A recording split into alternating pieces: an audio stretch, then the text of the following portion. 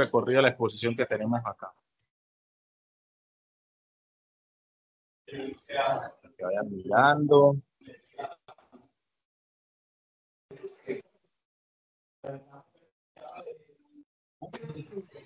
Aquí tenemos la pieza estática,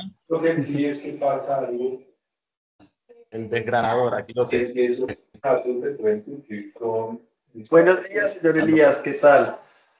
Bueno, vamos. Muy bien. Vamos dándole un saludo a todos y a todas. Bienvenidas y bienvenidos al consultorio museológico número 20 de este año. Vamos a ir saludándolos y darles 10 minutos mientras iniciamos.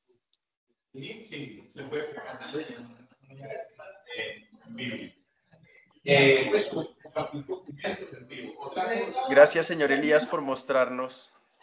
Tiene muy bonito el montaje.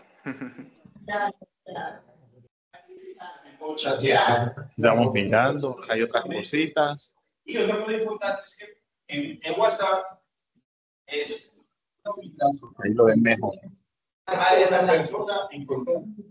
Entonces, conmigo, Les quería decir que no me puedo quedar mucho tiempo. Aquí estamos ubicados en la parte... ¿Sí me escuchan bien? Sí, señor. Acá estamos en Medellín, en la parte sur-sur. Y por cuestiones laborales me toca desplazarme hasta la parte norte-norte. Límites con Bello, el municipio de Bello, acá en Antioquia, Medellín. Entonces no voy a estar mucho tiempo conectado. Que me toca estar Gracias. a la...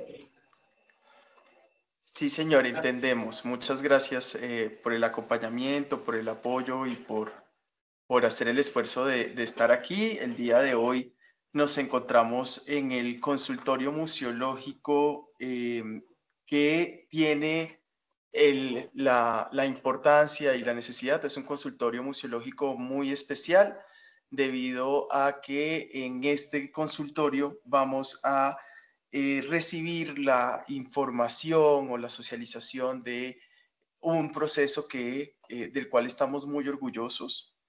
Y quiero empezar justamente este consultorio pues pidiéndole a todas las personas que no se olviden diligenciar el link de asistencia que les voy a compartir por el chat de este grupo. Saludamos a todos los museos que se están conectando desde distintas partes del país, aquellos que ya están acostumbrados a acompañarnos en el consultorio. Insisto en que demos 5 minutos, que es como el tiempo en el cual más personas se nos suman a esta conversación para dar inicio. El consultorio de hoy va a estar hasta la 1 de la tarde. Usualmente nos reunimos hasta las 12:30, pero me parece importante que sepan que debido al carácter especial de este consultorio, que tiene como título "Cómo se enriquece la nación cuando la narramos desde las colecciones locales", es importante que estemos. Y mientras se van conectando más personas, pues les quiero contar justamente que hoy estamos celebrando la 20ª edición del Consultorio Museológico, que arrancó el 30 de enero de este año, y que podemos decir con orgullo que más de 1.500 personas han pasado por aquí, entre directores, educadores, curadores, personas de gestoras y gestores comunitarios, estudiantes, incluso delegados y delegadas de las redes y del Consejo y la Mesa Nacional de Museos.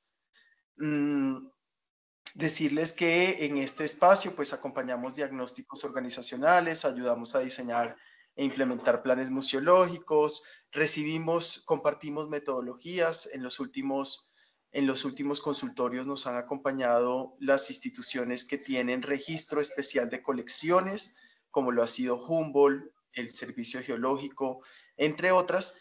Y dicho de otra manera, pues en este consultorio trabajamos sobre todas las prácticas museológicas, que no son teorías abstractas, sino que son decisiones concretas que impactan en la vida de un museo y de su gente. de cómo se cuenta una historia, cómo se cuida una pieza, cómo se incluye a las personas dentro de la narración, cómo se sostienen los procesos. Y este consultorio pues es bastante especial porque hoy venimos a hablar de algo muy poderoso que es una estrategia por medio de la cual las piezas emblemáticas de 45 museos, durante meses el equipo curatorial de la Curaduría de Historia del Museo Nacional de Colombia dialogó, enseñó y aprendió con 45 museos del país y recorrieron por medio de las colecciones 12 departamentos. Y este recorrido pues nos da cuenta de algo fundamental y que me alegra mucho poder compartir el día de hoy, y es que ese equipo también se dio cuenta de lo difícil que era incluso catalogar la diversidad museal colombiana, y que eso, lejos de ser un problema, es precisamente nuestra mayor riqueza, que cada uno de estos 45 museos eligió una pieza emblemática que dialoga con el guión curatorial de los 200 años, que da cuenta del proceso museológico de la nación, y que esa pieza condensa de algún modo la historia, las tensiones, los duelos, los orgullos, los sueños de este territorio. Y quisiera preguntar si ya está conectada la directora. Bueno, estamos siendo las 11:07. Estimada Katia. Buenos días, un gusto saludarles a todas y a todos. Por aquí veo caras amigas, me place verles. Bueno, pues es emocionante este espacio que se abre en el consultorio museológico para celebrar esta, llamémosla, cocuraduría intermuseal, a propósito de la exposición Inspirar, Conmover y Convocar, el Museo de la Nación, que se hace a los 202 años del Museo Nacional, que están todas y todos cordialmente invitados, que pasen por Bogotá. Por favor, aquí está, es la casa de toda la ciudadanía. Entonces, nada, que el saludo es que nos emociona mucho la participación. Sabemos por la curadora de historia, María Paola Rodríguez, la participación con la que contó el Museo Nacional, 12 departamentos del país que se unieron, ¿no?, a esta celebración, que también da cuenta de la diversidad de las entidades museales que hay en Colombia. Y pues ante todo eso, como celebrar que para unirnos, para trabajar juntos, para crear redes en que nos podamos colaborarnos, y que yo creo que los compromisos y las responsabilidades que tiene el Museo Nacional frente al sector de museos tiene que ser esa vía, ¿no?, de cómo diseñamos formas para hacernos más visibles ante el país, cómo podemos comunicar de forma más potente y poderosa las acciones que hacen estos espacios, las contribuciones a la ciudadanía, a la memoria del país, que tanto también aportamos a la formación artística y cultural. Creo yo que todos los museos en sus distintas especialidades, sus distintos enfoques, ¿no?, todos son entidades que contribuyen a hacer lectura a la nación, que es finalmente, creo yo, un propósito que nos une para esta celebración del Museo Nacional. Entonces no me quiero extender más y bueno, aquí estaré disfrutando como de este encuentro que emociona mucho. Muchas gracias. Gracias, Katia, directora del Museo Nacional de Colombia, que nos acompaña esta mañana en este espacio. Quiero darle la palabra también a María Paola Rodríguez, curadora de la Curaduría de Historia del Museo Nacional de Colombia. Y pues te doy la palabra, María Paola, en la mañana de hoy, saludando a todas las personas que se van uniendo en este consultorio.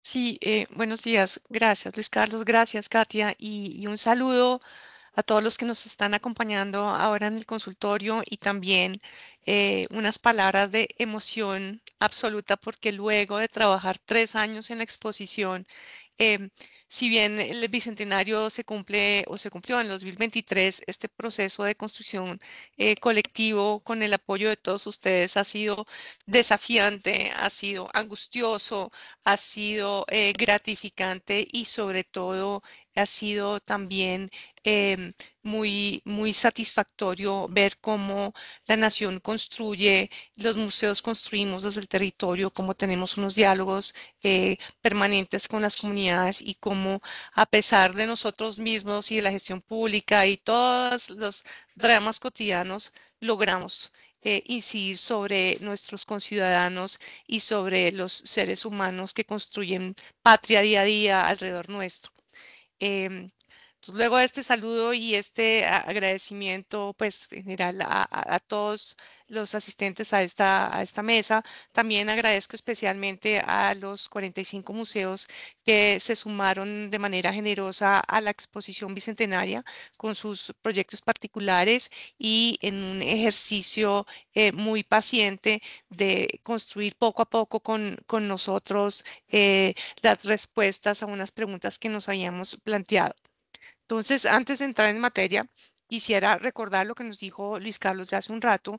En esta ocasión, em, en el marco de la exposición de los 200 años del Museo Nacional de Colombia, titulada Inspirar, Conmover y Convocar, nosotros queríamos desde el Museo Nacional de Bogotá no solamente celebrar la creación de una institución museal hace 200 años que nos corresponde a nosotros, que además es una institución con carácter de nación, sino también señalar que la fundación del museo implicó la instauración en la República de la institución museal. Es decir, no somos una institución aparte, somos la institución que en un marco nacional de construcción de país y de construcción de república, al mismo año de creación de la república, se instaura esta institución museo, que en un principio podía ser una institución de ciencias, casi que a los 4 meses de su fundación también comienza a adquirir un carácter de institución de construcción de memoria. Y esa construcción de memoria se hace con protagonistas y con los mismos ciudadanos que están, insisto, construyendo república. Entonces, celebramos el museo, pero también enfatizamos en que esta celebración es la celebración del poder significativo de los museos en nuestra nación y es un poder que entre todos cumple 200 años. La exposición Inspirar, Conmover y Convocar fundamentalmente no solamente celebra este poder significativo, sino que también está exhortando a una apropiación crítica del patrimonio contemporáneo y a la construcción dialógica de una memoria prospectiva. Es decir, nosotros tenemos una misión de coleccionar, de construir y dialogar con los territorios, de ir poco a poco mirando qué ocurre en esa memoria que se va reuniendo, que también se va convirtiendo en historia, y tenemos una responsabilidad ética con nuestro momento histórico de dejar trace de lo que está ocurriendo, mirar críticamente el pasado, pero avanzar en las colecciones y en la construcción de una materialidad que va a dar pistas a las generaciones que nos van a seguir. En tercera instancia, para poder hablar sobre la pieza emblemática y este ejercicio de cocuraduría intermuseal fabuloso que nos menciona Katia, pues hay que señalar que la exposición que se va a inaugurar aquí en el 11 de diciembre en Bogotá está compuesta por 3 grandes secciones. Una primera parte que habla sobre las colecciones, una segunda parte que habla sobre la construcción de memoria y una tercera parte que habla sobre la celebración de un patrimonio pluriétnico y multicultural, pues que corresponde a esta nación, Colombia, y direccionada o soñada desde la Constitución de 1991. Entonces, antes de o sin necesidad de hablar de la gran exposición que ya veremos acá en diciembre, quiero hoy que nos centremos en la primera parte de esta sección sobre las colecciones. La pregunta sobre las colecciones que formula la exposición es parte de una base de una reflexión previa de unos estudiosos, en particular Dominique Poulot, que dice, mire, es que las colecciones forman parte de los saberes, de los valores y de la sociedad que está forjando en cada época esos valores, esos conocimientos. Y entonces nosotros nos preguntamos, cuando se fundó el museo, cuáles eran esos saberes o esos valores y cuáles son nuestros saberes y valores hoy y qué querríamos nosotros construir para dejar hacia el futuro. Y en esas preguntas que se desarrollan en esa primera sección de la exposición, pues surge la posibilidad de formular la pregunta en un carácter nacional. Y ahí es cuando nos montamos en este proyecto absurdo un poco, porque la Curaduría de Historia, que de alguna manera está liderando el proceso de la exposición, pretende con el programa Fortaleciendo Museos invitar a los museos del país a preguntarse sobre sus colecciones, sobre cada uno qué responsabilidad tiene en su territorio, cómo trabaja con sus comunidades, cómo trabaja con sus colecciones, y entonces ocurre esta posibilidad de establecer una cocuraduría. Entonces, eso en términos metodológicos es significativo como de la exposición a nivel nacional, y es que planteamos una cocuraduría que habla con otras instancias museológicas y además es participativa porque le hicimos la pregunta e invitamos a todos los museos del país a través del PFM para que nos ayudaran a pensar sobre sus colecciones. Y entonces acá, pues ya Katia nos mencionó, con una sorpresa y con una alegría, responden 45 museos. Esto es inusual, esto es inédito un poco en las prácticas de curaduría de exposiciones, por una parte, y también Katia nos recuerda que responden 12 departamentos del país, 45 piezas en 12 departamentos, y los departamentos que nos responden pues son Antioquia, Bolívar, Boyacá, Caquetá, Cauca, Cundinamarca, Magdalena, Norte de Santander, Putumayo, Santander, Valle del Cauca y pues por supuesto los museos de Bogotá. Entonces esta respuesta ha sido muy satisfactoria y también comenzamos a observar que las respuestas de cada museo que hablaban de su pieza emblemática, y ya continúo con la pieza emblemática, pues revelan al final, ¿no? Muchas dimensiones, porque responden museos de historia, museos de ciencias, museos de arte, de arqueología, de industria, los museos de los cuerpos militares, universitarios, religiosos, museos comunitarios, y entre todos estamos exaltando una memoria nacional a través de nuestras propias historias locales, a través de nuestros territorios, a través de nuestra gente y nuestras convicciones, a través de nuestros saberes y a través de nuestros oficios, literatura, música, incluso tradiciones culinarias, tejidos, expresiones que son colectivamente nos permite un poco superar el duelo, vivir nuestro presente y sobre todo honrar a la nación, porque hablamos en clave de territorio, de gente y de convicciones. Entonces, esa es la respuesta extraordinaria de los museos y el desafío que planteamos, que ya llegando a una parte como más técnica y más precisa, es que cuando invitamos a esta curaduría participativa, le dijimos a los museos, a ver, señores museos, tenemos esta exposición.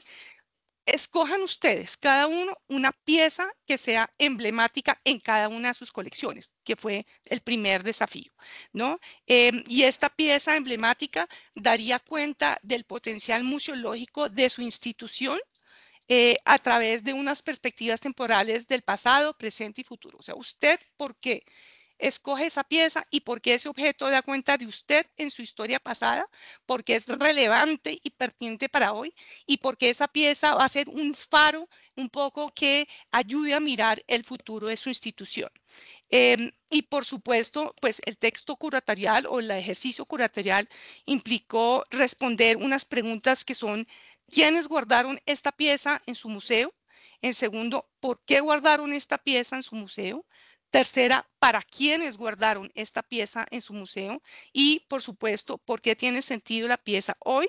¿Y qué más usted guardaría en sus próximos 200 años? Y responder a esto, que pareciera un poco elemental para muchos museos, pues no fue tan fácil. O de pronto fue fácil, pero no todos respondíamos todos.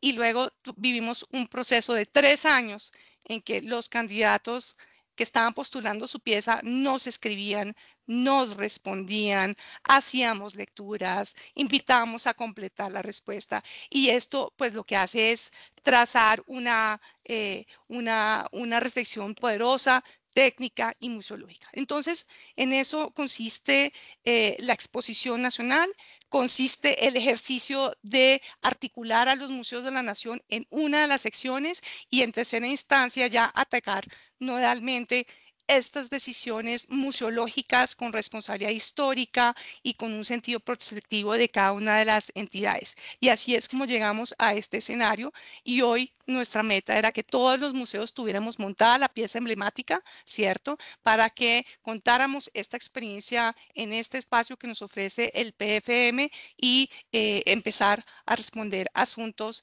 que nos ayudan a pensar mejor y a ser mucho más asertivos en nuestra gestión. Muchas gracias, María Paola, por tus palabras. Digamos, para nosotros es muy importante reconocer y dar un saludo especialmente a las 45 instituciones. Y quiero hacer ese reconocimiento y agradecimiento a los museos participantes con la pieza emblemática. Los voy a anunciar en orden de fundación porque nos parece también muy significativo ese ejercicio de cómo se relaciona la fundación del museo con estos 200 años que estamos celebrando en el museo. Entonces, en 1881, el Museo de Antioquia, en Medellín, Antioquia. En 1904, el Museo de La Salle, en Bogotá. En 1919, el Museo Quinta de Bolívar, de Bogotá. En 1935, el Museo de Historia Natural de la Universidad Nacional de Colombia, con sede en Bogotá, en la Facultad de Ciencias. En 1938, el Museo Geológico Nacional José Rollo y Gómez del Servicio Geológico Colombiano, ubicado en la ciudad de Bogotá. 1942, el Museo Colonial, Bogotá. 1954, el Centro Cultural Colombiano de Cali, en el Valle. En 1955, el Museo de Arte Moderno de Bogotá. En 1956, Museo Casa de los Abuelos de Sonsón. 1957, la colección de arte del Banco de la República. En 1959, Museo Casa Natal del General Santander. En 1959, el Museo Histórico de la Policía Nacional. 1960, el Museo de la Independencia Casa del Florero. 1960, el Museo Juan del Corral. En 1961, el Museo Casa de la Moneda. 1966, el Museo de Arte Contemporáneo de Bogotá. 1969, el Museo del Mar de la Universidad de Bogotá, Jorge Tadeo Lozano. 1970, la Casa Museo Antonio Nariño. 1977, el Museo Arquidiocesano de Arte Religioso. En 1973, el Museo de la Ciudad de Ocaña, Antón García Bonilla, y el Museo Guillermo León Valencia. 1978, Casa Museo Alfonso López Pumarejo, y el Museo de Arte Moderno de Medellín, el Museo de Arte Colonial y Religioso La Merced. En 1981, el Museo Rayo de Dibujo y Grabado Latinoamericano, ubicado en Roldanillo Valle. En 1982, el Museo de las Fuerzas Militares, ubicado en el barrio La Candelaria, en Bogotá. En 1983, el Museo Santa Clara, ubicado en Bogotá. En 1985, el Museo de Arte Moderno de Bucaramanga. En 1986, la Fundación Museo Bolivariano de Arte Contemporáneo La Quinta de San Pedro Alejandrino en Santa Marta, en Magdalena. 1987, la Casa Museo Otra Parte, Envigado, Antioquia. 1990, el Museo de la Loza y la Cerámica Contemporánea, ubicado en Caldas, Antioquia, en Caldas. En 1900, también en ese mismo año, el Santuario Museo San Pedro Claver, ubicado en Cartagena. En 1996, el Museo Histórico del Peñón, el Peñol, Antioquia. En el 2000, el Museo Aeroespacial de la Fuerza Aeroespacial Colombiana. En 2006, el Museo Aburrá, en Medellín, Antioquia. En 2009, el Museo del Caquetá, en Florencia, Caquetá. En 2013, el Museo de la No Violencia Guillermo Gaviria, Gilberto Echeverri, en Caicedo, Antioquia.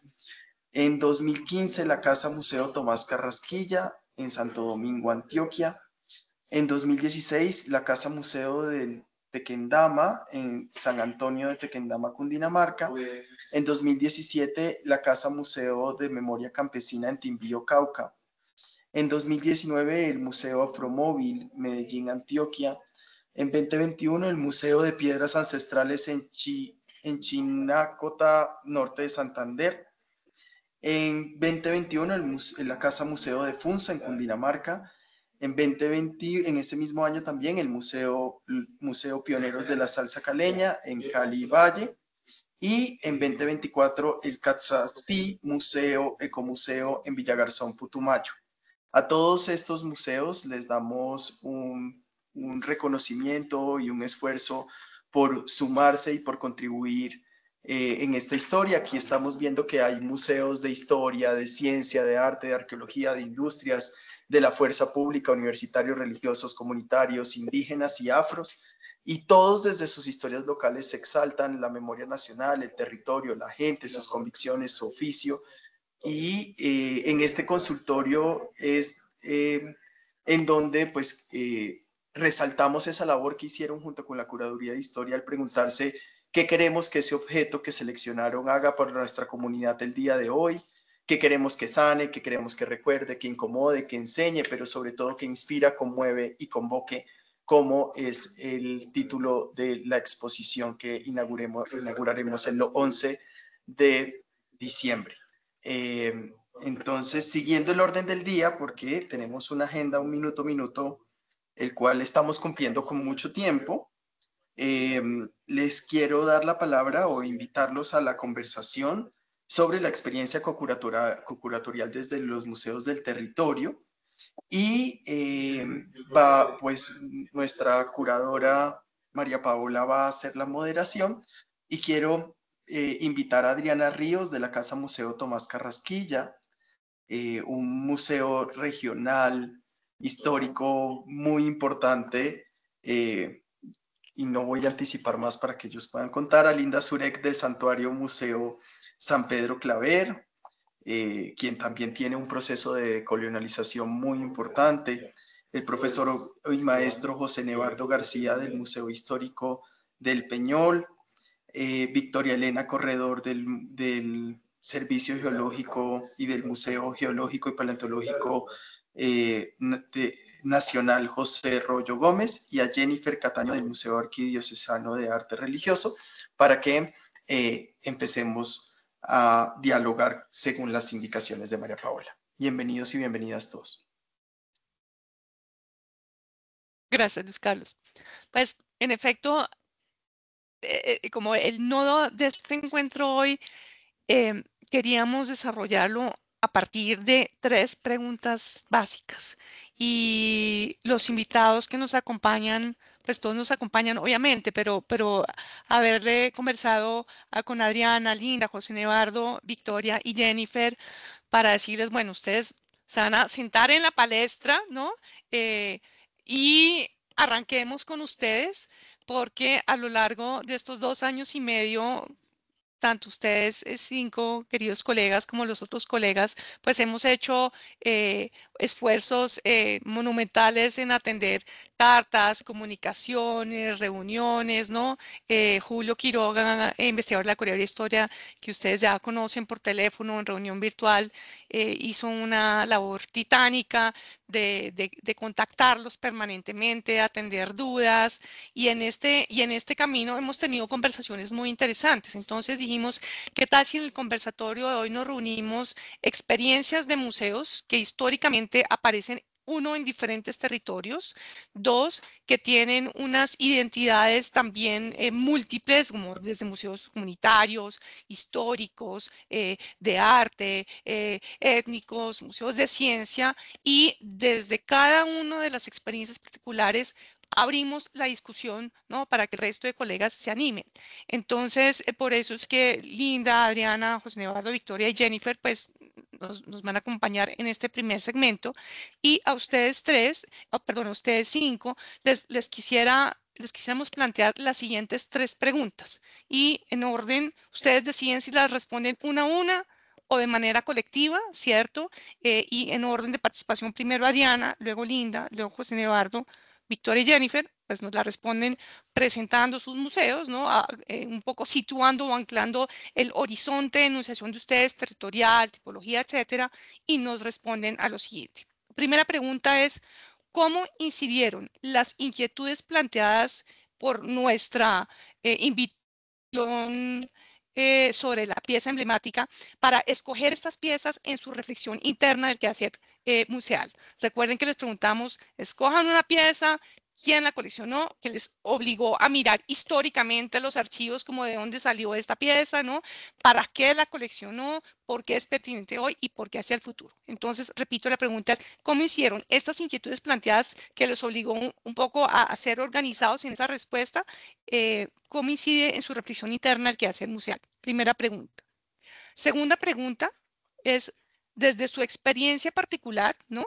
Este ejercicio de curaduría intermuseal permitiría pensar y potencializar la construcción del territorio, la memoria local y la relación con la comunidad, como este tipo de ejercicios. Y la tercera pregunta es, ¿cómo creen que estos ejercicios sobre la pieza emblemática contribuye a pensar en tejido de nación? Porque cada uno enunció desde su territorio, su particularidad, sus experiencias, sus saberes, sus intereses, pero al final, cuando nos encontramos, ¿no? Todos estos 45 museos estamos ofreciendo un panorama de nación exquisito, rico, prolijo, complejo, desafiante y, por supuesto, inspirador. Entonces, les cedo la palabra. También les cuento que como este espacio, este conversatorio inmenso, cada uno va a tener 5 minutos para responder. Luis Carlos va a coger su cronómetro y va a levantar banderazos para que seamos muy articulados, muy puntuales, y en nuestra siguiente fase abrimos el espacio para que los otros colegas de los 45 museos puedan también participar. Adelante, Adriana.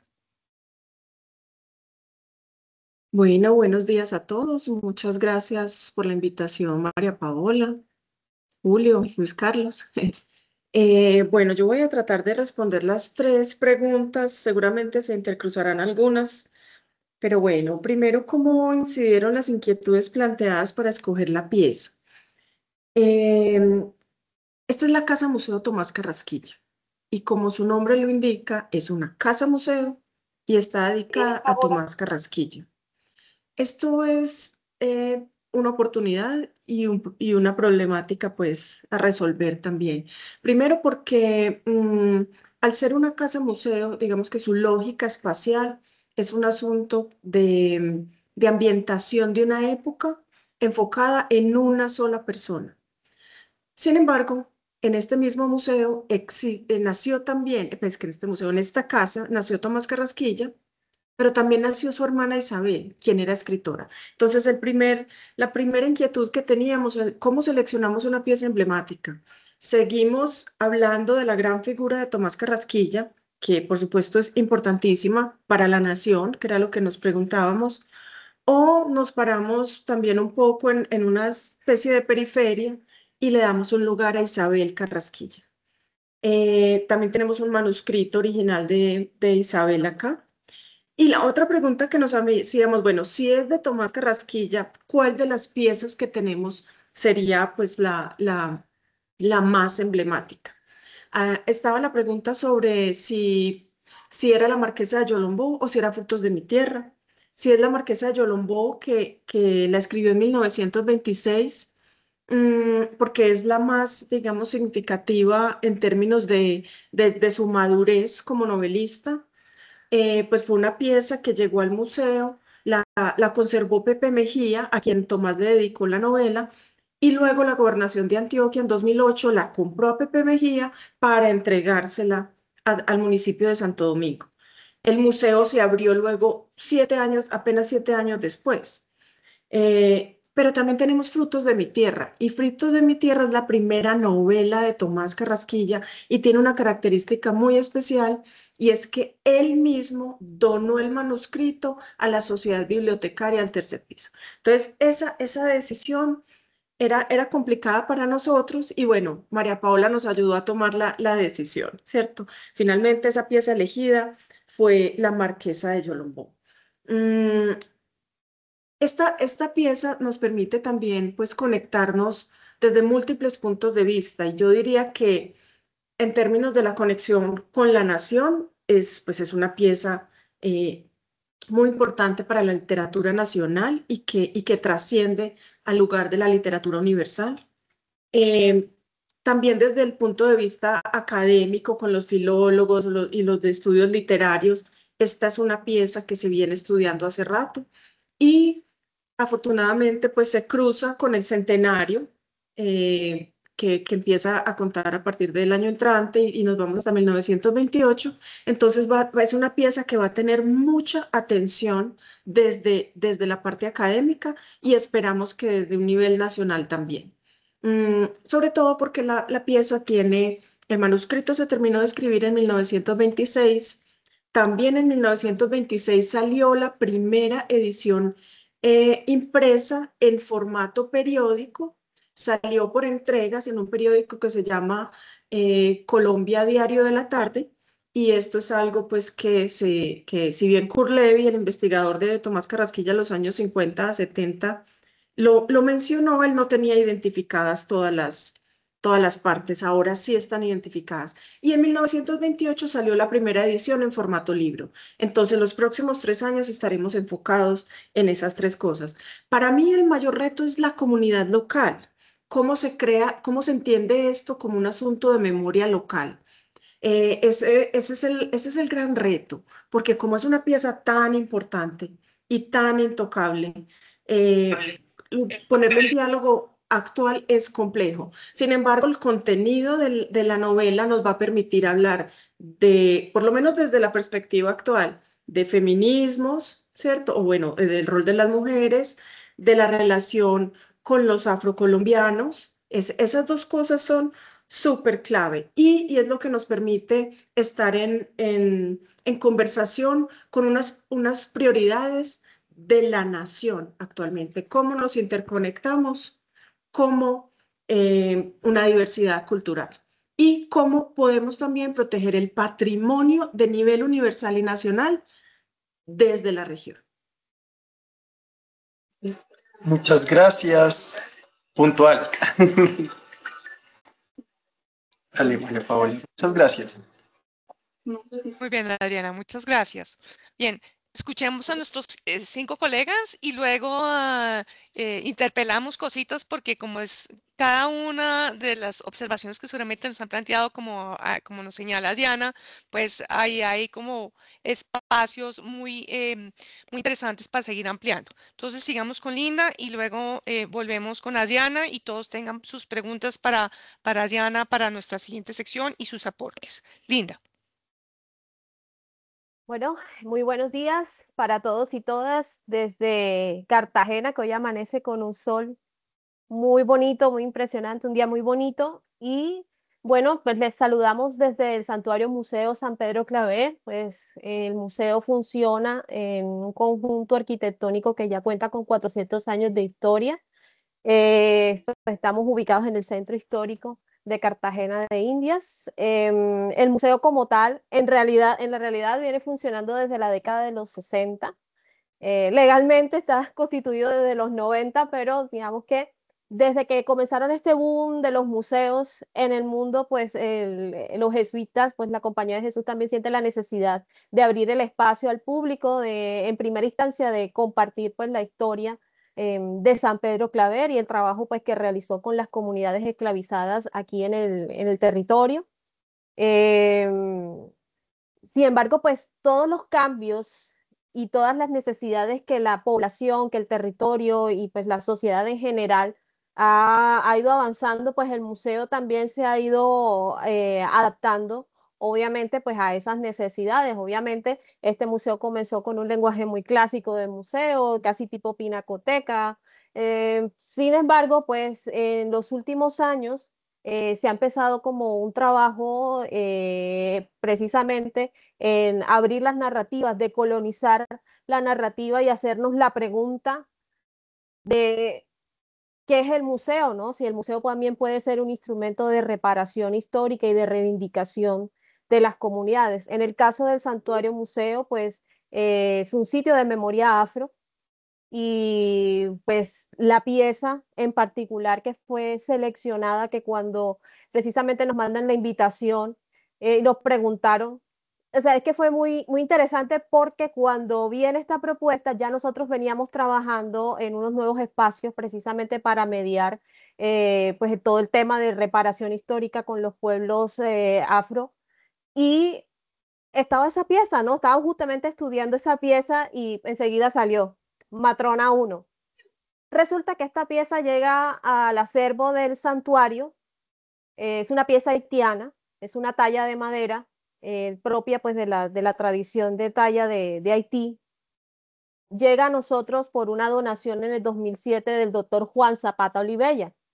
Juan Zapata Olivella pues venía haciendo un trabajo importante precisamente por la puesta en valor de los valores de la cultura afro en la construcción de nación y hizo muchas cosas desde la política, desde la salud, desde la cultura y al final pues no logra ese sueño de hacer ese museo como él lo estaba pensando, un museo de la afrocolombianidad, un museo afro y determina donar ese acervo al santuario de San Pedro Claver, para que entonces desde nuestros espacios se empezara a investigar, a divulgar y a compartir este patrimonio.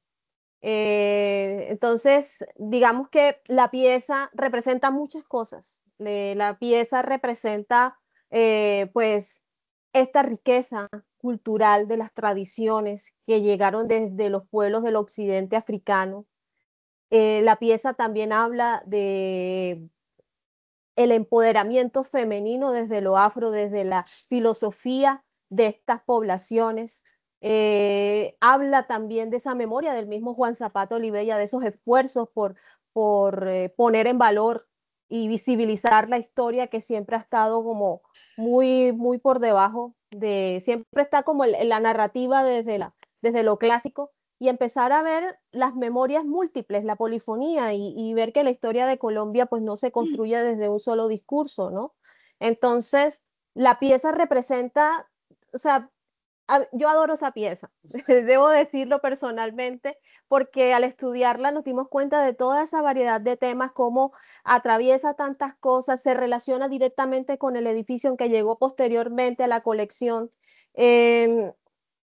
Nos ayuda precisamente a decolonizar, nuestro discurso. Claver, pero no hay más nadie aquí del museo, no hay nada, está Angélica. ¿Quién está hablando? Lindia, ¿puedes abrir tu micrófono, por favor?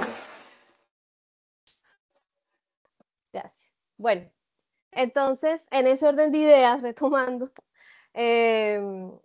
parece muy importante esta pieza porque precisamente nos ayuda a conectar y abrir ese discurso, ¿no? Y replantearnos y hablar, por ejemplo, siempre hemos hablado de la figura de San Pedro Claver, pero ¿quiénes estaban con San Pedro Claver, ¿no? Y retomar esa memoria y retomar esos relatos y que empiecen también a hablarle a los públicos que visitan al museo. Entonces, y a nivel pues nacional, presentar esta pieza precisamente desde la experiencia que nosotros hemos tenido al mediarla, al tenerla pues con nosotros, pues es aportar precisamente a reparar, a reivindicar la historia pues de los pueblos afrodescendientes en nuestro país y su aporte a la construcción de identidad nacional. Muchas gracias. Muchas gracias. Muy estimulante esas propuestas que estás planteando. Bien, ¿quién sigue? José Nevardo, por favor.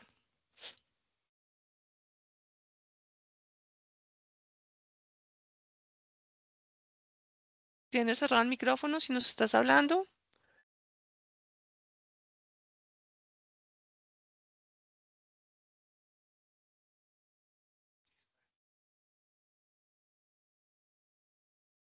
José Nevardo, ¿tienes cerrado el micrófono? No se escucha.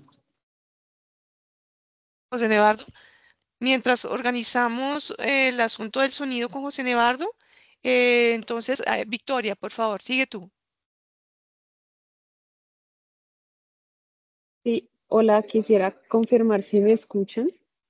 Sí, señora, te estamos escuchando. No te estamos viendo, pero te estamos escuchando. A partir de ya. Listo, no, es que les quiero compartir. Ya, hola, les quiero compartir que estoy aquí en el museo, en el espacio del museo. Les quiero mostrar pues el montaje de nuestra pieza emblemática. Yo soy Victoria Elena Corredor. Disculpen un segundo. Soy Victoria Elena Corredor, yo soy geóloga del Servicio Geológico Colombiano y soy la coordinadora del Museo Geológico Nacional José Rollo y Gómez. En el Servicio Geológico Colombiano se hace la investigación geológica del país y se ha venido haciendo por más de 100 años. Y este Museo Geológico Nacional es precisamente el repositorio y es el sustento científico de todas estas investigaciones que se han venido haciendo. Nosotros aquí tenemos rocas, minerales y una de las grandes atracciones que tiene nuestro museo son los fósiles. En este trabajo de co-curatoría con el Museo Nacional, cuando nos dan esta oportunidad de participar y nos preguntan cuál es esa pieza emblemática, automáticamente hicimos una encuesta entre nuestros colaboradores y les preguntamos a ellos para ellos cuál era esa pieza emblemática. Y resultó ganadora el Calabayasaurus colombiensis. Ese es el nombre científico de este espectacular fósil que está exhibido en original. Eso digamos que en el término de los museos paleontológicos no es lo más común, pero este ejemplar lleva así exhibido y montado ya desde hace varios años. Para nosotros es muy importante, tiene importancia científica muy grande, tiene una gran majestuosidad, es una de las primeras cosas que ven nuestros visitantes, les llama muchísimo la atención los niños, es una fuente de fotos inagotable, pero también es de gran importancia científica, fue encontrado en Villa de Leyva en 1948 ya, hace muchos años. Es uno de los más completos que existen en el mundo. Este tiene también una historia muy curiosa, digamos, de apropiación, y es que en su momento fue prestado el cráneo a la Universidad de Berkeley, en California, y entre investigación e investigación se quedó allá. Hace unos años, desde el Servicio Geológico se hizo la procura de la repatriación de este cráneo junto con los científicos de la Universidad de Berkeley. Es importante para nosotros que esté aquí esta pieza en el museo porque desde el Servicio Geológico somos los encargados de hacer la protección del patrimonio geológico y paleontológico del país y de hacer esta relación, este vínculo con las comunidades como la de Villa de Leyva. Sabemos y entendemos que allá en región también tienen ejemplares de reptiles marinos como este, tienen otros de otros géneros, de otras especies, que para ellos también resultan de naturaleza patrimonial, como para todos los colombianos, y ese precisamente es una de esas importancias que tiene esta pieza emblemática, no solo desde el punto de vista científico, sino también de ese interrelacionamiento con las comunidades que hemos podido hacer. Entonces, en eso, alrededor de eso gira la importancia de nuestra pieza emblemática que fue escogida para esta exhibición de inspirar y de inspirar precisamente esa importancia de la protección del patrimonio y de cómo vamos a cuidar, a proteger y a defender las riquezas patrimoniales naturales que tenemos en nuestro país y que en vínculo con la nación, podemos convocar esos esfuerzos para reconocer y apropiar, pero además también lograr la protección efectiva de este patrimonio que es tanto multicultural como natural. Entonces, acompañamos al Museo Nacional de Colombia en esta celebración de Bicentenario con esta pieza emblemática de nuestro museo que les queremos compartir el día de hoy. Muchas gracias. Mil gracias, Victoria. Veo que ya tenemos una pregunta, pero la pregunta la vamos a dejar un poquito más adelante para terminar con nuestros 5 ponentes. Gracias, Victoria. Muchísimas gracias, Karen. ¿Qué tal? Ya podemos cerrar el micrófono, Victoria. Nevardo, ¿Sí, se José escucha bien? Nevardo, ¿cómo te fue? ¿Ya podemos? ¿Sí? ¿Cómo estás de sonido, José Nevardo? Gracias. Creo que no me tomé los 5 minutos. Victoria, pero querida, bien. Les voy ¿cierras a el avisar, micrófono, gracias. por favor? Gracias, José Nevardo.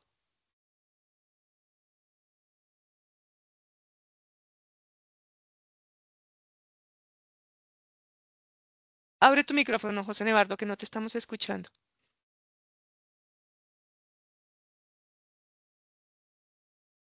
A ver si de pronto ahí sí, sí, de pronto sí. Perfecto, ya, Sí. ya me estaba angustiando, como otro problema tecnológico no sobreviviría. Gracias. Claro, no, faltaba más. No, buenos días, muchas gracias. Un agradecimiento muy especial al Museo Nacional de Colombia por tenernos en cuenta. Mi saludo a los compañeros de los museos aquí representados. Las felicitaciones por estos 200 años de vida institucional del museo que ha sido tan emblemático para nosotros en el país y que se constituye definitivamente en un faro cultural. Bien saben ustedes que el municipio del Peñol es un pueblito del oriente antioqueño, somos una comunidad de 25.000 habitantes y desde los años 60 se nos impuso una nueva geografía hidráulica regional. Al pueblo del Peñol oficialmente le dieron en el año de 1961 la noticia de que debía desaparecer para darle paso a la central hidroeléctrica de Guatapé y con él la construcción de un gran embalse que necesariamente hacía que desaparecieran demográficamente 70 kilómetros cuadrados. Entonces el pueblo del Peñol hizo todo un proceso social exigiendo los derechos a la identidad y el derecho a poblar un territorio, derechos que en ese momento no estaban consignados en la Constitución de 1886. Esa emergencia social de los años 60 y 70 nos tocó con los lineamientos legales de esa época, de la Constitución de 1886, y fue entonces cuando la comunidad tuvo que adherirse a los lineamientos de la doctrina social de la Iglesia, en especial la encíclica Populorum Progressum, para idearse un documento llamado Contrato Maestro. Ese contrato maestro hizo posible la realidad del Peñol de hoy. El Peñol de hoy fue soñado en ese documento de 95 cláusulas llamado Contrato Maestro, donde la ciudadanía fue muy activa, donde no hubo caudillismos y donde logramos exigir la construcción de un nuevo Peñol, de una cantidad de obras complementarias. Es decir, lo que inicialmente fue una mala noticia de desaparición, de disolver una identidad, nuestros líderes sociales, nuestros abuelos, nuestros ancestros, nuestros papás, fueron capaces de convertir eso en una oportunidad para reconvertir la economía, la identidad, la cultura. Todo ese proceso social fue representado por el maestro Sol Levenson, que en su momento fue el pintor oficial de la Casa Blanca de los Estados Unidos, y fue cuando en el año 2001 logró terminar una obra maravillosa, un acrílico sobre lienzo que tiene una dimensión de 3 metros con 74 por 1,34, es decir, una pintura tipo mural que él tituló Homenaje a las gentes del Peñol y a quienes hicieron posible el proyecto hidroeléctrico del Nare. Él ilustró allí la llegada al Nuevo Peñol en el año de 1978, donde hace una narración épica de cómo fue la llegada al Nuevo Peñol y lo simboliza con un éxodo del siglo XX. Nosotros lo que tuvimos aquí fue realmente un éxodo del siglo XX, donde figurativamente aparece un Moisés y también aparece un faraón, y cómo la comunidad logra superar todos esos problemas sin que tuviéramos un solo muerto. Fueron 15 años de dificultades de paros cívicos, de carros quemados, de bombas Molotov, donde gracias a Dios no hubo ni un solo muerto y logramos llegar al Nuevo Peñol. Entonces, respondo a las preguntas. Esa obra nosotros la escogimos porque ella representa el quehacer del museo. El quehacer de nuestro Museo Histórico del Peñol, que es una institución cívico-cultural, es generar ciudadanía, promover procesos sociales. Y escogimos esa obra como nuestra obra emblemática porque consideramos que ella representa el quehacer filosófico del museo, que es generar procesos sociales y definitivamente crear, incidir mucho en el tema de la ciudadanía cultural. Creemos que este ejercicio que se está haciendo contribuye positivamente a visibilizar los procesos sociales de las pequeñas comunidades, de los demás pueblos de Colombia, porque son cosas que generalmente no se visibilizan en los medios de comunicación. Entonces, lo que se está haciendo con este ejercicio definitivamente es valorar las memorias locales que a veces no son narradas, y esto definitivamente puede inspirar otras comunidades. Hemos creído en los análisis sociológicos que hemos hecho de la historia de los últimos 50 años del Peñol, que el Peñol tiene una lección de paz para otros pueblos del país y para otras regiones. Cómo aquí, después de 15 años de dificultades, fuimos capaces de llegar exitosamente a algo que hoy conocemos como Nuevo Peñol. Y si esto contribuye a repensar el tejido de la nación, que es la tercera pregunta, consideramos que sí, sí aporta definitivamente al tejido de paz de la nación, porque aquí han habido unas lecciones de solidaridad, unas lecciones de ideación de mejores futuros. Esto definitivamente contribuye mucho a alimentar el imaginario cultural del país y al mismo tiempo valora la obra de nuestros artistas. Lo que nosotros valoramos profundamente en el Museo Histórico del Peñol es la pintura histórica, que es lo que en este caso tenemos.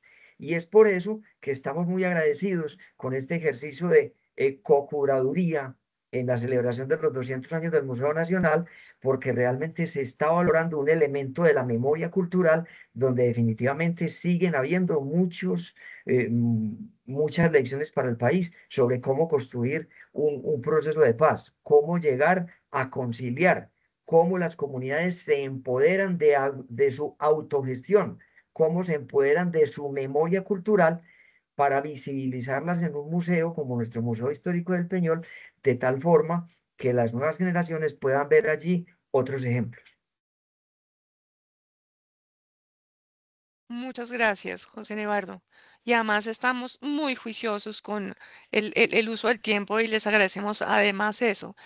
Pues sin duda muy inspiradora también esta experiencia. Escuchemos a Jennifer, que también han trabajado fuertemente en torno a su pieza y han superado unos desafíos interpretativos bastante interesantes. Bueno, muy buenos días. Yo me voy a permitir, me hubiese gustado estar en la sala junto a la pieza, sin embargo, por temas de conectividad aquí en nuestro museo, pero quiero permitirme compartir la fotografía de la pieza para que cuando responda un poco las preguntas, digamos que estemos un poquito más en contexto con la obra que nosotros hemos seleccionado. Un segundito aquí.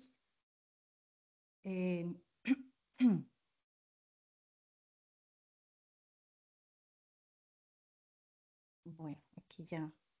Creo que ahí ya me permite. Ah, bueno, creo que no tengo permiso para compartir. No sé si me lo permiten. Mientras tanto, pues voy presentándoles, mientras me permiten ese acceso, compartiéndoles y comentándoles un poco lo que es el Museo Arquidiocesano de Arte Religioso de Popayán. Nosotros somos un museo con 54 años de historia, es un museo más o menos joven que se ha dedicado durante estas 5 décadas precisamente a la conservación y al estudio de las obras patrimoniales del territorio, específicamente con lo que tiene que ver con la producción artística y cultural que se dio en la época de la colonia en la ciudad de Popayán. Sobre todo son obras. Creo que ya puedes compartir, excúsame. Ok, a ver, voy a darle aquí nuevamente. Sí, creo que ya. Listo. No sé si ya están viendo la pieza allí. Sí, confirmamos. Sí. Como les mencionaba, nuestro museo ha dedicado precisamente su historia, bueno, desde su fundación, precisamente a mirar el significado de estas piezas dentro de la comunidad. Y a partir de este ejercicio pues de la invitación del Museo Nacional, surgieron reflexiones importantes que siento que las preguntas que nos plantean hoy definen bastante bien lo que sucedió. Esta es la pieza que nosotros elegimos, es La Última Cena, es de un artista llamado Bernardo Rodríguez. Es una pieza de 5,83 metros de ancho por 2,13 de alto y es una obra en narrativa. La invitación del Museo Nacional pues nos llevó precisamente a mirarnos internamente y a preguntarnos por el sentido actual de nuestras colecciones y específicamente al abordar La Última Cena desde estas preguntas como quién guardó esta pieza, por qué la guardamos, entendimos que no solamente es una obra religiosa, sino que es un documento pues de vida cotidiana. Habla de la circulación de alimentos, relaciones sociales en el siglo XVIII y cómo ese proceso nos transformó.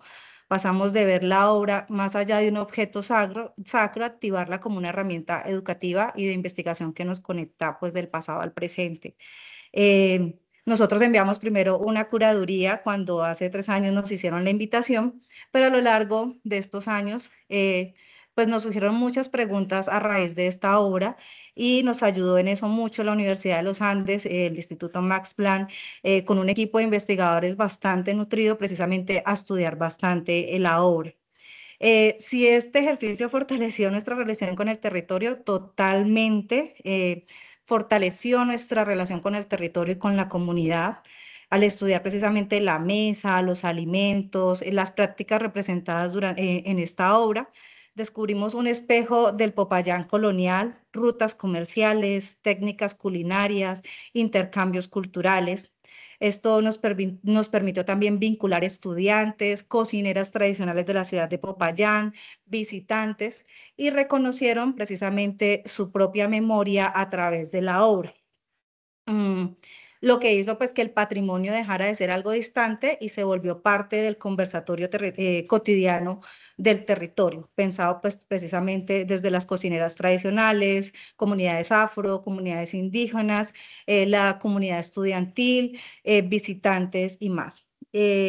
Finalmente pues creemos que esta pieza contribuye precisamente a pensar un tejido de nación porque muestra de manera muy concreta cómo nuestra identidad se ha formado desde la mezcla y del encuentro. Esta mesa, esta última mesa, este gran lienzo de gran formato, pues pintada en 1780, nos recuerda que la convivencia, la diversidad y el compartir son prácticas que también construyen nación. Sí, al llevar la lectura del Bicentenario del Museo Nacional, creo que aportamos, por lo menos desde la mirada de Popayán y desde este museo y desde esta obra, un relato más amplio precisamente de memoria, paz y comunidad a través de la mesa. Es un poco como lo que quisimos hacer con la co-curaduría de la obra de La Última Cena de Bernardo Rodríguez en el Museo Arquidiocesano de Arte Religioso de Popayán. Muy bien, Jennifer. Muchas gracias. Creo que estas 5 intervenciones nos están ya inspirando y esas son unas nociones que quisiéramos reiterar a lo largo de estos meses de exposición y es que nos vamos a inspirar, ¿no? Frente a todas estas experiencias locales. Si me permiten, y antes de avanzar con las preguntas de los asistentes y también con los aportes de los otros colegas que participaron en la pieza emblemática, quisiera resaltar algunas cosas. La presentación que nos hace Adriana, pues, por supuesto, nos sitúa la existencia de un manuscrito en una casa de autor, pero también que es una casa histórica y un poco en las inquietudes que tiene el museo sobre perpetuar una línea apologética, ¿no? De un actor, pero también abren la posibilidad de cuestionarse desde otra perspectiva y es, como tú lo señalaste, es pensar como un patrimonio nacional también es un patrimonio universal, pero cómo podemos enfatizar la presencia de otros actores y otros contextos históricos, perdón, cómo podemos mirar todo lo que está en torno a la pieza que nos permite mirar también o formular preguntas desde una perspectiva de género, desde una perspectiva de unos roles, desde unos cuadros que relatan un universo histórico, pero que tienen más complejidades. Y sobre todo también sobre cómo gestionar desde el territorio esa experiencia que pueda irradiar al resto del país, por un lado. Por otro lado, entonces, también Linda nos está hablando de una escritura de la historia, ¿no? Pero de una escritura de la historia y sobre todo la construcción de una memoria en clave de reivindicación. Y me interesa un poco también recordar no solamente el elemento narrativo y lo que implica la pieza como tal, sino quién la donó, en qué contexto y en qué actores. ¿No? Porque los actores, la familia que ella menciona, que tenían una agencia muy poderosa social, ¿no? Y de transformación y de reivindicación de su identidad afroétnica y cultural, que es muy poderosa, que es desde un poco desde ese ámbito privado, entonces dan cabida al espacio como a la historia social de esta pieza que aparece. Y luego el museo, ¿no? Que reconoce toda esa gestión de lo privado, entonces construya, repotencia y resignifica y además se sitúa en un lugar, ¿no? De enunciación postcolonial, de reivindicación y de reparación. Entonces, esta acción de unos privados que llega a un museo que pues tiene una tradición histórica, contrasta con la acción pública de la Casa Museo Tomás Carrasquilla, que es, bueno, nos dona la casa, tenemos esta llegada, esta pieza, entonces ahí tenemos dos horizontes de gestión diferentes, pero que ya están generando ahí una dialéctica muy interesante. Y luego, pues, Victoria se centra en una idea muy clara y es, miren, es que hay una protección de un patrimonio, hay una circulación de un patrimonio, hay unas instancias y unas entidades que se encargan no solamente de empujar las barreras del conocimiento, sino también de velar por la protección y la repatriación de unas piezas que son significativas para la comprensión un poco de la riqueza científica y natural de la nación. Y luego nos encontramos con otra experiencia, que no es la experiencia de José Nevardo, que nos dice, estamos hablando de una transformación del territorio que fue impuesta y que fue obligada. Y cómo la comunidad reivindica su derecho y su anclaje y sus derechos identitarios y sus derechos al poblamiento territorial en una década y en un periodo en el que los derechos culturales no eran evidentes ni eran no instaurados por la Constitución. Y ahí la agencia de la comunidad es fundamental. Entonces, la convergencia de una historia de una comunidad en una pieza artística como un elemento de construcción de memoria, pues tiene un sentido profundo. Y claro, y Jennifer nos dice un poco, nosotros también tenemos una pieza pictórica que tiene una construcción religiosa, una tradición que viene como desde el siglo XVIII, pero hemos identificado que esta pieza no solamente es religiosa per se, sino con la apropiación y la intervención contemporánea se convierte en un documento histórico. O sea, es decir, se vuelve más compleja la profundidad histórica de la pieza y además la pertinencia tiene hoy en la medida en que se convierte en un objeto de reconocimiento de territorio y de memoria. Entonces, la construcción de la memoria, la interpretación de las imágenes, aunque una está en un pasado mucho más lejano y contrasta con la factura y con la fabricación de una comunidad que quiere dejar su historia, pues ahí tiene también unos elementos que se cruzan. Eso lo quería señalar por un lado. Por otro lado, tenemos una pregunta muy puntual. Me parece que es Aida que había levantado la mano. Yo creo que tienes un minuto muy corto para formular tu pregunta, porque luego abrimos el micrófono a otros participantes de piezas emblemáticas. No sé si es de Juan de Corral, si desde el Museo Guillermo León Valencia de Popayán nos quieren contar algo o a presentar una reacción ante estas preguntas que estamos haciendo. Por supuesto, estamos los museos del ministerio y los otros museos que nos acompañan hoy. ¿Ahí habías levantado la mano?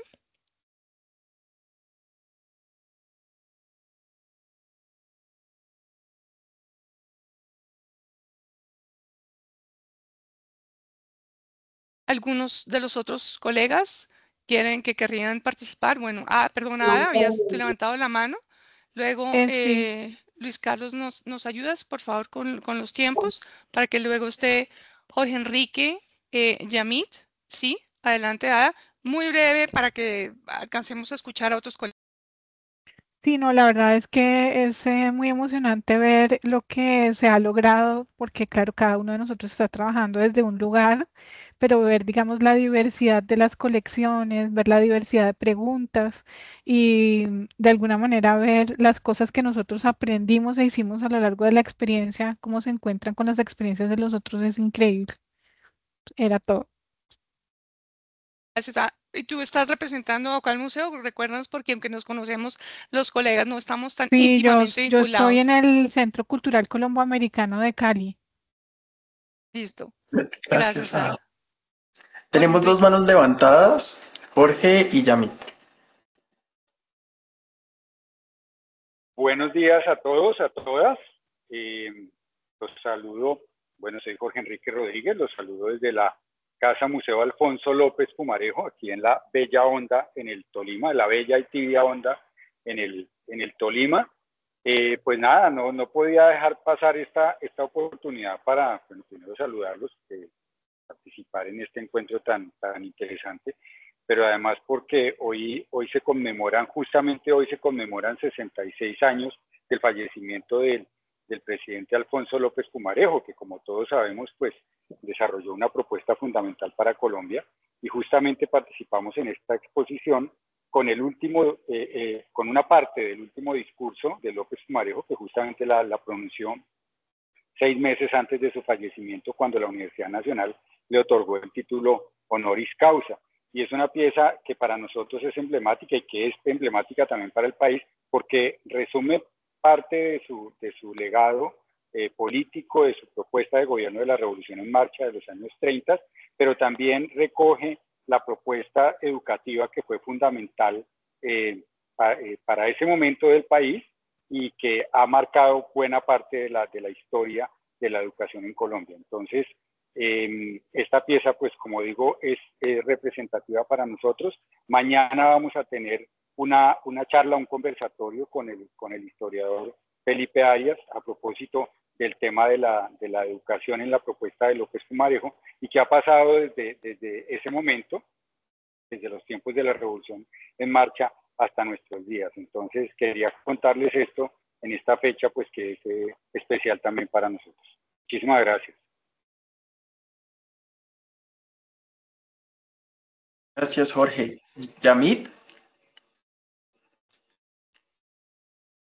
Bueno, muy buenos días y gracias por la invitación, gracias por hacer posible que pudiéramos participar en este evento tan importante como los 200 años de Museo Nacional de Colombia.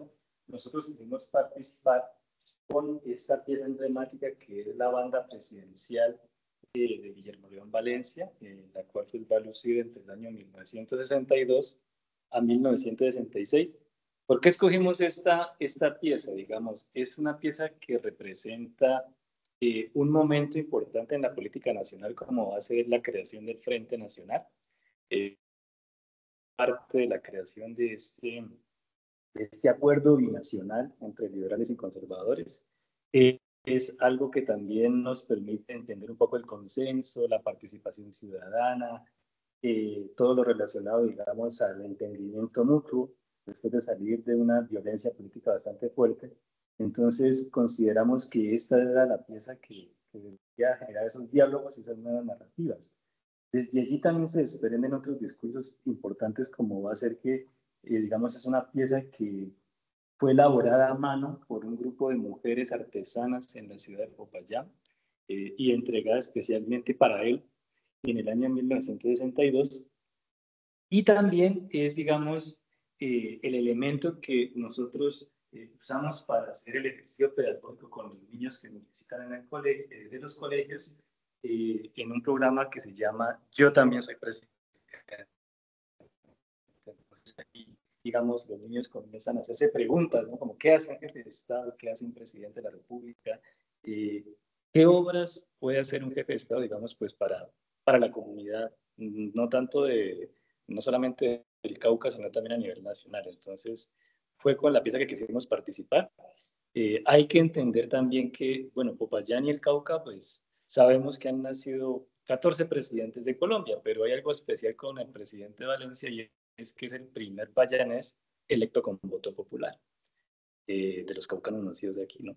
Entonces, esta ha sido pues la pieza. Hoy vamos a tener un conversatorio a las 2 de la tarde, aquí está exhibida en nuestro auditorio, y vamos a hacer un conversatorio con un grupo de estudiantes que vienen de la Universidad del Cauca. Muchas gracias, Yami. Tenemos más contribuciones. Eso es lo que pasa cuando pones a museos a hablar de sus piezas favoritas o sus piezas emblemáticas. Vamos con Gustavo Restrepo.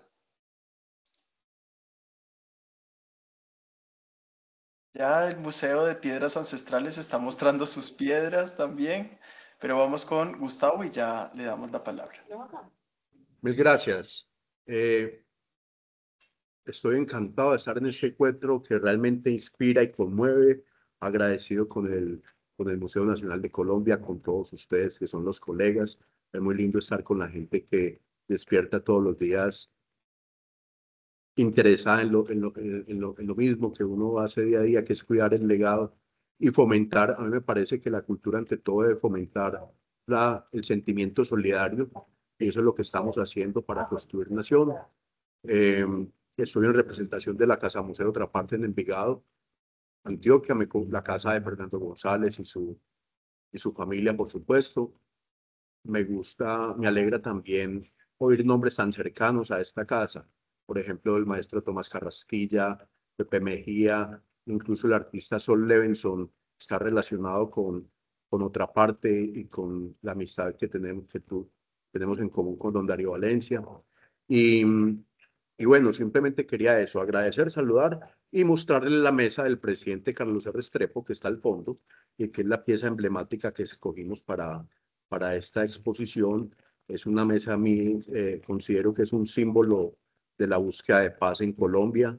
De hecho, en alguna oportunidad que nos visitó el expresidente en ese entonces, Belisario Betancur, estuvo sentado en la misma mesa conversando.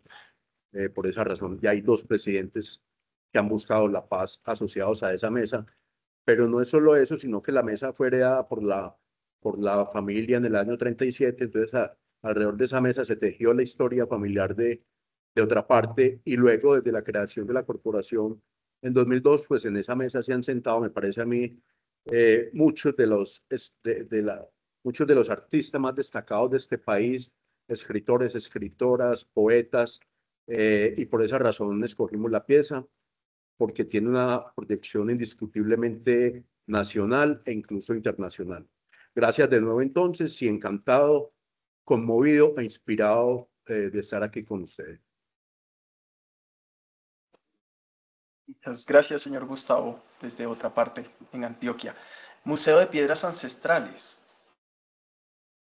Hola, hola, muy buenos días, ¿cómo están? Un enorme honor estar aquí con ustedes hoy. Y bueno, yo les voy a ir presentando la colección de piedras de moler que tenemos talladas por los chitareros, en la cual nosotros promovemos y difundimos el patrimonio arqueológico de la región del norte de Santander. Estas son piedras talladas por los chitareros.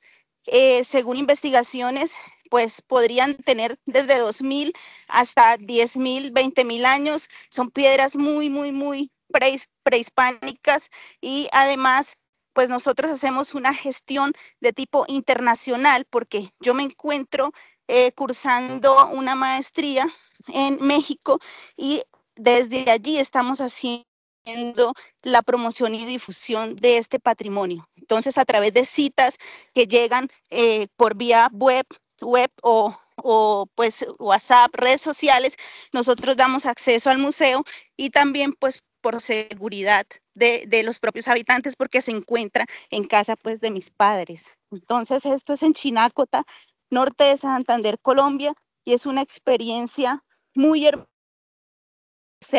la identidad cultural desde el territorio, y esa es la fortaleza, nuestra pieza emblemática, por supuesto, que es la más grande que tenemos, y es como hemos transformado también la visión de los campesinos que las utilizaban para partirlas y construir los muros que hoy en día son las casas de los turistas que vienen a esta región. Entonces, poder concientizar sobre la importancia de estas piezas, la conservación del patrimonio, generando una serie de valores hacia el territorio que tenemos como algo ancestral. Y por más de 2000 años estarán acá. Muchas gracias, gracias a todas las personas que nos están posibilitando reconocer y viajar a ver las piezas y es también la fortuna que nos brinda estos espacios de encuentro. Seguimos con Álvaro.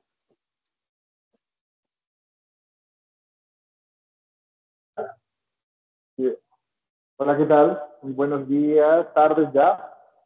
Muchas gracias. Qué honor estar también aquí acompañándonos, también compartiendo un poco de nosotros. Les hablo desde el Museo de Arte Contemporáneo Bogotá. Quiero saber si me escuchan bien. Sí, señor, te escuchamos. Bueno, les voy a mostrar aquí un poco la entrada al museo.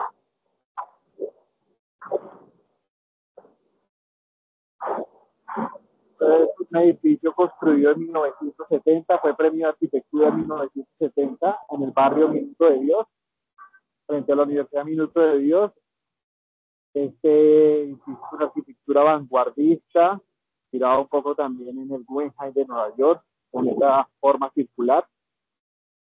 Encontramos 4 exposiciones en el museo y vamos a mostrar la pieza emblemática del museo que precisamente habla del arte contemporáneo, que fue realizada en 1970 aquí en la primera sala del museo. Aquí podemos ver un poco la arquitectura del espacio circular, con una obra de un artista que se llama María Eugenia Trujillo, que está exponiendo. Ayer inauguramos esta muestra.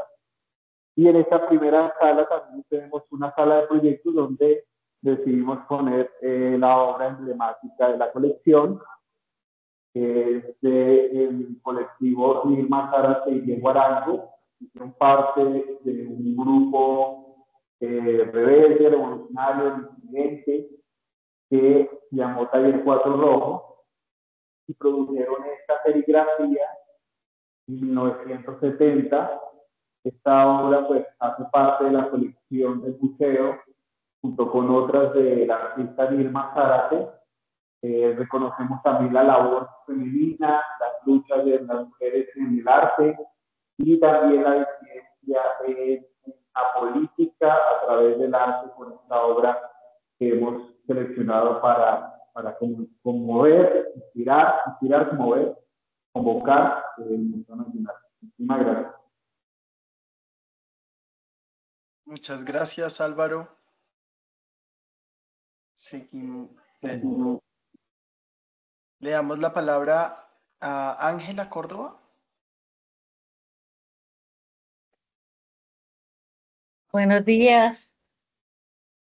Mi nombre es Ángela Córdoba, del Museo Pioneros de la Salsa Caleña, desde Cali, barrio San Antonio. No sé si se alcanza a ver la pieza emblemática. La pieza que nosotros escogimos es un vinilo grabado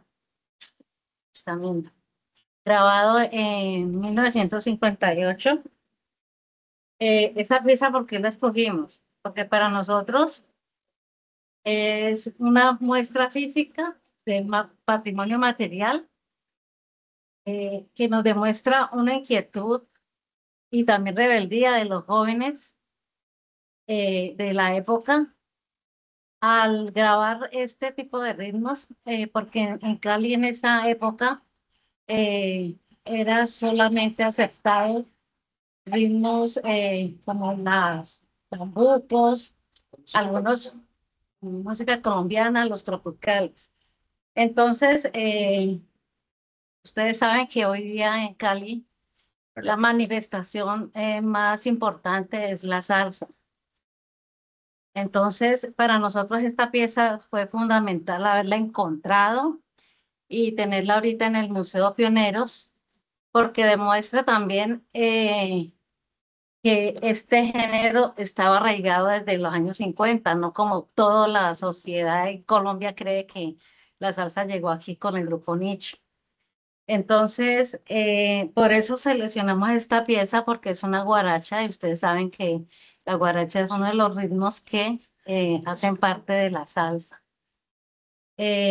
También nos aporta identidad a la ciudad, a la nación. Es un aporte de unas personas afrocolombianas. Eso también lo hace, pues, le da mayor visibilidad a este tema musical. Yo agradezco mucho a María Paola y a Julio que nos ayudaron en la realización de esta exposición. Este museo apenas tiene 5 años. Hemos aprendido mucho de ustedes y les agradecemos inmensamente nuestra participación. Y como pueden ver aquí en la exposición estos días también tenemos el audio también está en YouTube, pero también pueden, las personas que nos van a visitar van a tener la audición permanente de este vinilo. Muchas gracias. Muchas gracias, señora Ángela. Y terminamos esta sesión con Daniela Saldarriaga, desde el Museo Juan del Corral. Hola, un saludo desde Pilar de Santa Fe.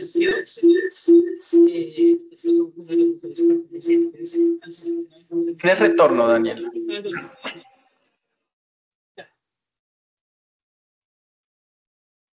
Listo. Hola, hola. Saludos desde Santa Fe, Antioquia. Nosotros somos uno de los museos pertenecientes al sistema de museos del Ministerio de las Culturas, las Artes y los Saberes.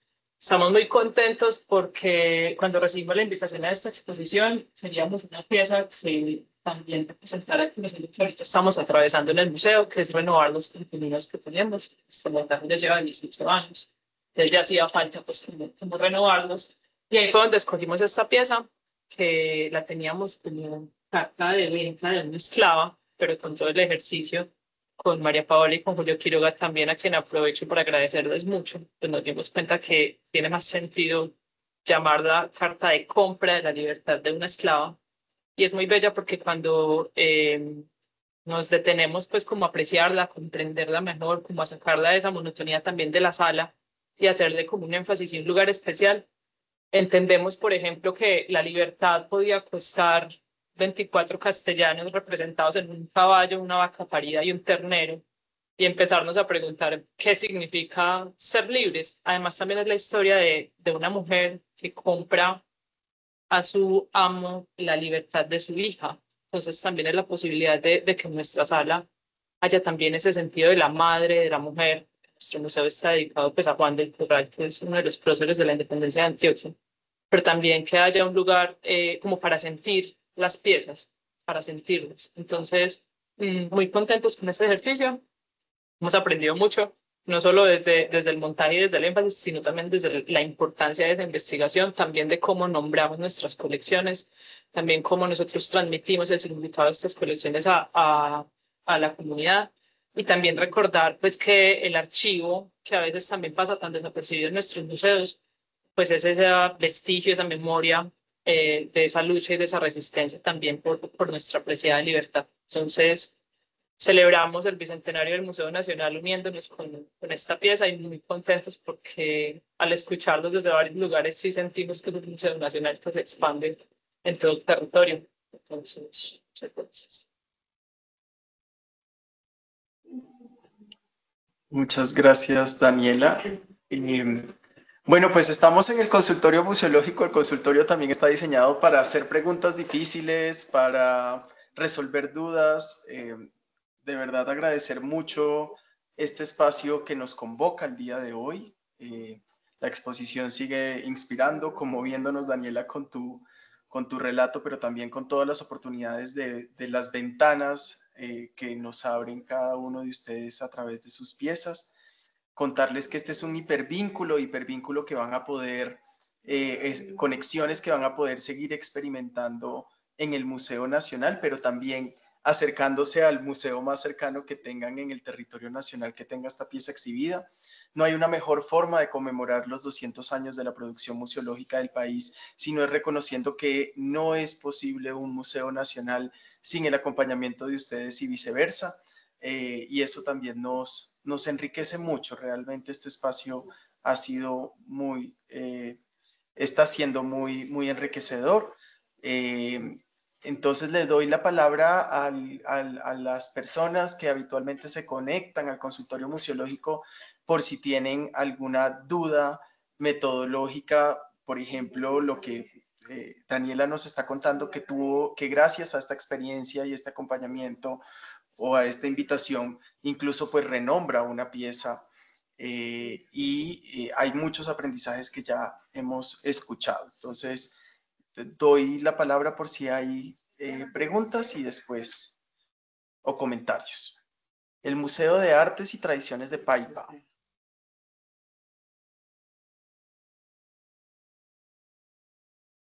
Estamos sin audio. Puedes abrir tu micrófono. Buenos Sí, señora, días. ahora sí. Mi nombre es Luz Marina Zipagauta. Estoy dirigiendo el Museo de Artes y Tradiciones Pablo Solano en la ciudad de Paipa.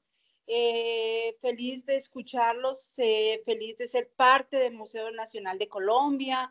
Me gustaría saber si van a haber más otras oportunidades de participar, de mostrar, como de poder hacer parte de este bicentenario para poder participar. Muchas gracias por su pregunta. Oportunidades se nos van a presentar. Digamos que en este momento la curaduría y estas constelaciones ya está cerrado y van a estar expuestas, pero a través de este espacio que es quincenal vamos a poder socializar nuevas oportunidades de intercambio y de conexión. Uno de los ejemplos, por ejemplo, es que va a salir prontamente los resultados de concertación, el día de hoy salen los resultados de concertación y estímulos y vamos a poder ampliar. Entonces, sí, si nos mantenemos comunicados y en contactos, muy seguramente vamos a encontrar alguna oportunidad de intercambio con Paipa. Muchas gracias. Y María Paola, si quieres complementar también mi respuesta.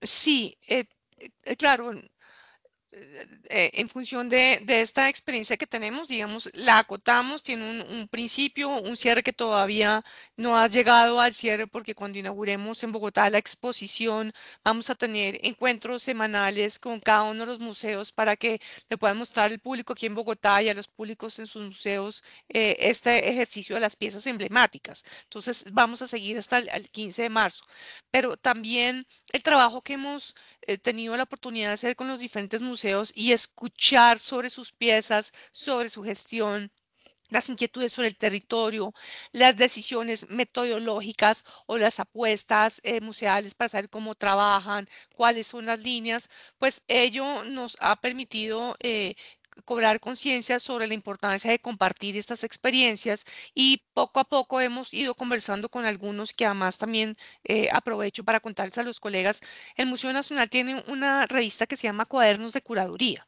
Entonces, a mí me parecería muy interesante que esta revista recibe propuestas de artículos de los diferentes museos del país, ¿cierto? Es una revista que circula de manera digital y yo creería que sería muy interesante que una vez que culminemos esta experiencia que se acaba el 15 de marzo, entre los museos que ya están participando y nuevos museos que conozcan esta experiencia, si quieren escribir algún artículo para participar de estas conversaciones intermuseales que tenemos, lo postulen a Cuadernos de Curaduría, por un lado. Y por otro lado, como nos señalaba la directora Katia al principio, esta es una oportunidad para seguir generando nexos y poder proponer también proyectos en un horizonte de futuro que está cerca y también más lejano. Entonces, yo creo que es la oportunidad como para ir mirando qué proyectos hay, qué cosas ocurre y cómo podemos interactuar. Pero por lo pronto, un escenario concreto es postular candidaturas de artículos para Cuadernos de Curaduría. todas las condiciones están en la página web. Se los haremos llegar. Entonces, seguiremos atentos porque el Museo de Artes y Tradiciones desde Paipa nos gustaría pues también hacer parte de este bicentenario, mostrar y estar ahí participando. Muchas gracias, sí señora. Yo voy a ir combinando, María Paola, si me permiten, la palabra levantada con algunos comentarios y preguntas que nos están haciendo por el chat. Lorena Guerrero, desde Cartagena, nos hace dos preguntas. ¿Cómo se hizo la selección de los museos para participar? ¿A través de convocatoria? ¿Fue por invitación? Entonces, que nos cuenten eso. Y lo otro es si las piezas de cada museo estarán en el Museo Nacional o en sus territorios. Bien, la selección fue un trabajo largo porque en principio hicimos unos contactos directos a diferentes museos que tenían diferentes también lógicas. Una lógica cuando inició el proceso es el Museo Nacional de Colombia ha dado inicio o sus colecciones permitieron el nacimiento de diferentes museos del país. Entonces, pues naturalmente queríamos escuchar esa tradición histórica, por un lado. Por otro lado, también contactamos a los museos que históricamente, porque como insisto, y qué pena repetir la palabra, esta exhibición habla sobre la historicidad o los largos 200 años de creación de museos en la nación. Entonces, enviamos invitación directa a todos los museos que nacieron en el siglo XIX y principios del siglo XX, como para entender esa experiencia de larga data. También identificamos en una curva histórica de los museos de la nación que una dinámica de creación de museos de arte moderno o museos de arte explícitos que comenzaron a estar presentes en el horizonte nacional a partir de unas décadas, como a partir de las 50 décadas, y así cursamos invitaciones, pero adicionalmente, a través del programa Fortalecimiento de Museos, propusimos invitación abierta a cualquier museo del país que hubiera querido participar. Y eso, se imaginan metodológicamente lo que implica. Implicó que nosotros estamos curando una exposición, ¿no? Que debe acotarse en términos de gestión y abrimos carta blanca a que cualquier colega de cualquier parte del país quisiera sumarse. Y ahí es cuando con sorpresa recibimos 54 respuestas. Entonces, sucintamente, fue una invitación abierta que se hizo a través de Internet con programa Fortalecimiento de Museos adicional a las cartas directas que enviamos. Muchas gracias, María Paola, por las respuestas. Vamos a seguir dando la palabra. Y la segunda parte de la respuesta es: estos museos escogen su pieza emblemática y las exhiben en sus propios territorios, en sus propios museos, al mismo tiempo en que estamos exhibiendo la pieza, la muestra Inspirar, Comer, Convocar en Bogotá. Y hoy, ¿no? Que son 2 semanas antes de la inauguración en Bogotá, pues estamos mirando cómo ya los museos avanzaron en el territorio con sus propias piezas. Es decir, ustedes, los museos en territorio, están inaugurando esta presentación y todo eso va a ocurrir hasta el 15 de marzo. Entonces, esta sincronía de estar en 12 departamentos, 45 museos simultáneamente, pensando en un mismo evento, también es muy poderoso y simbólicamente muy significativo en clave museológica de nación.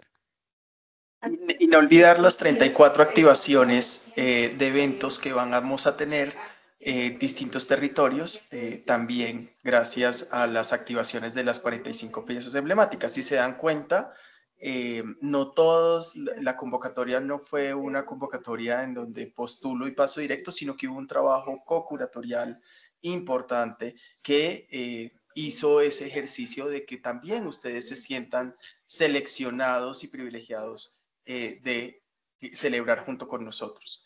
Ada. Muchas gracias, Luis Carlos. No, pues quería compartir con ustedes lo importante que fue para nosotros el proceso de participar. Nosotros elegimos una pieza de la maestra Victoria Garnica de Bromet, una artista pionera del grabado que en su momento fue estudiante de Luis Kamnitzer en la escuela de Badotao en Italia y que además fue decana por 8 años del Instituto Departamental de Bellas Artes en Cali, que es como una escuela muy representativa de las artes para la región del suroccidente colombiano, y cuya memoria, digamos, como artista estaba completamente ausente. Em, Fue una oportunidad tan importante para nosotros de asomarnos a la colección, por un lado, de reconocer el acervo patrimonial que implica una colección para una institución como esta.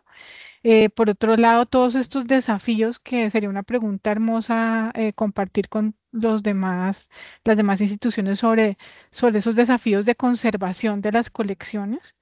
Esta posibilidad de aproximarnos críticamente a cómo se conforma el archivo, a los archivos mismos, a interrogar esos archivos y a lo que esos archivos han hecho en la construcción del campo de las artes y la cultura.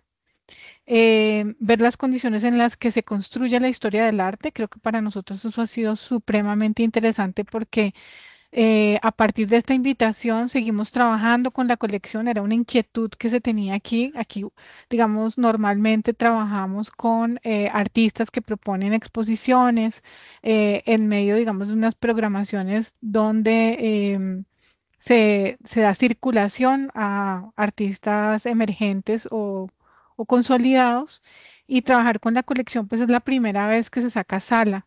Entonces nosotros hicimos 2 exposiciones este año. La primera se llama Un cuerpo vivo, volumen 1, 7 décadas de gestación cultural.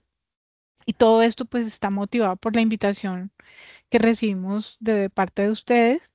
Y en esta decidimos que era una oportunidad muy importante para ver de qué manera se había consolidado el campo de la cultura y el arte, y qué lugar ocupaba este centro, digamos, en esto, quiénes habían pasado por aquí, cuáles escenarios habían sido importantes, qué personas y qué agentes, digamos, como de este campo habían sido de alguna forma borrados por la historia, ¿no? O por decisiones en determinados momentos, pero además, qué gestores habían permitido sostener estas empresas culturales a lo largo de 7 décadas. Y es una pregunta muy hermosa que hacemos al entrar a estas 2 exposiciones. En este momento tenemos abierta la segunda. La segunda se llama Un cuerpo vivo, la naturaleza que somos. La primera, digamos, escogimos una selección de obras que hablan sobre el cuerpo, sobre la presencia femenina, donde está nuestra obra emblemática, que es la de Victoria Garnica de Bromet, que se llama Sin título o Buscando una identidad, que es del año 1981, coincide exactamente con el mismo año en que María Belia Marmolejo hace su primer performance en la ciudad, una pionera de la performance que por algunos motivos también estuvo borrada la historia, y el mismo año en que Alicia Barney trabaja sobre, digamos, la denuncia del daño del medio ambiente con materiales no convencionales. Entonces, en esta primera selección trabajamos esa parte del cuerpo y de la identidad, y en la segunda, la que tenemos abierta, es una revisión sobre las nociones de naturaleza y contexto y cómo los artistas en su momento veían eso. Pero lo que hicimos además fue trabajar a través del concepto de anarchivar, de sacar todo esto de la colección hacia la sala, y en una apuesta museográfica a la manera de un atlas, para establecer recorridos, vínculos y conexiones que nos permitan pensar desde el presente, por ejemplo, cuáles son esos desafíos que enfrentamos hoy respecto, por ejemplo, de la naturaleza, y qué nos dicen todas esas obras reunidas desde otro tiempo para el presente. Yo les compartí a los correos electrónicos los 2 catálogos que hicimos este año, y esto todo pues gracias a esta pregunta tan importante que ha supuesto muchas cosas, incluso para los equipos, ¿no? Desafíos para los que yo creo que no todas las instituciones siempre están preparadas, ¿no? El tema de digamos, como del registro, de la conservación, de todo lo que rigurosamente se hace en las instituciones museales grandísimas. Pues eso es un desafío en las regiones, no es un desafío sobre todo cómo se lleva. Y pues la verdad es que nos permitió trabajar activamente con el contexto, con la comunidad, con los agentes, invitar a todas esas personas que de alguna forma estuvieron fuera de la escena del arte durante mucho tiempo, a quienes aún están vivos, y tenerlos en las 2 inauguraciones que hicimos. conversar con ellos sobre cómo se construye la historia del arte, sobre cómo se reconocen estos aportes, sobre cómo se reconocen a los agentes, y fortaleció pues en gran medida esta relación del Colombo con el contexto, sobre todo obligándose a pensar, ¿no? Cosas que en el día a día no se piensan, ¿no? Que esto ha sido una plataforma y un escenario desde el cual se ha construido el campo del arte y la cultura desde Cali incluso hacia el mundo.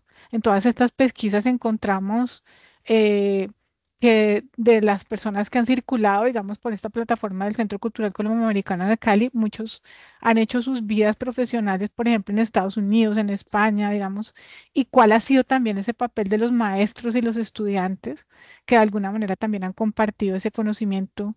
Entonces, creo que los escenarios de circulación que compartimos con los 45 espacios expositivos presentes, también hay una pregunta importante para hacerse y es de qué manera funcionan como plataforma de circulación para inscribir esos hitos en la historia. Creo que pues yo tengo todo que agradecer por esta invitación, por las sesiones de aprendizaje con María Paola que fueron maravillosas cuando nos sentamos a corregir textos y a revisar precisiones. Y creo que en ese sentido sería muy hermoso poder compartir más sobre las prácticas curatoriales, cómo se están haciendo en cada lugar, todas las cosas que vamos aprendiendo. Y sobre todo está el desafío para mí de haber abierto este lugar para el reconocimiento de tantos nombres de artistas, gestores, equipos, porque hay gente que se ha levantado por 20 años en su día a día para sostener lugares como estos. Pero para preguntarnos, sobre todo, cuando uno activa ese reconocimiento, ¿cómo lo sostiene? Porque, por supuesto, digamos, nosotros tuvimos la primera exposición tiene alrededor de 40 artistas y la segunda 26 más o menos. Digamos, tenemos alrededor de, digamos, de 70 nombres, ¿no? de reconocimiento. Y muchísimas interacciones, ¿no? Mucha labor de investigación, e incluso de encontrar a la gente hasta por las redes sociales. Y abrimos muchas conversaciones, esas conversaciones están abiertas, esos contactos están abiertos, ¿no? Yo ahora me saludo diariamente con un montón de gente a través de WhatsApp.